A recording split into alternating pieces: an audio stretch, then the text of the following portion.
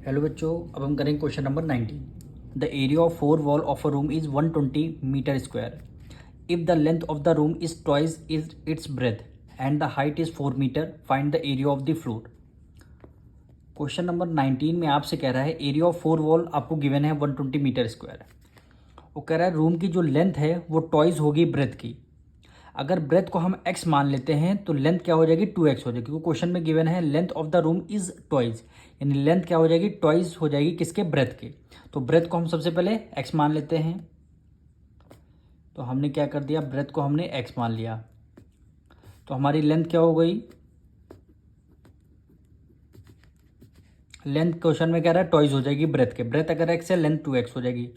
और आपको height given है, हाइट कितना गिवन है 4 मीटर आपको गिवन है। तो सबसे पहले एरिया ऑफ फोर वॉल का फॉर्मूला लगाएंगे हम।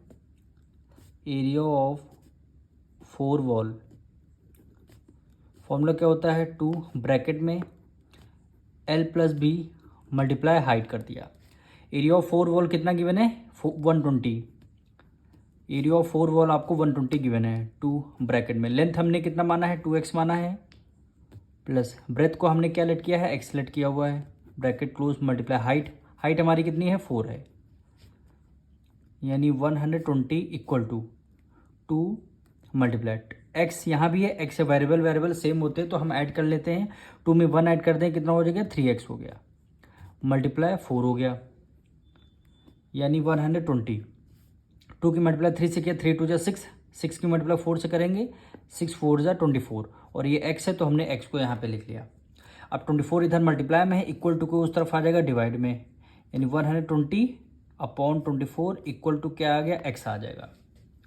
अब इसको 6 से डिवाइड करते हैं, 6 4 जा 24 और 6 2 जा 12 और एक 0 आ गया। 4 5 जा 20, 4 1 जा 4, 4 5 जा 20, यानी x की वैल्यू कितनी आ गई 5 मीटर। यानी x की वैल्यू हमारी कितनी आ गई 5 मीटर आ गई।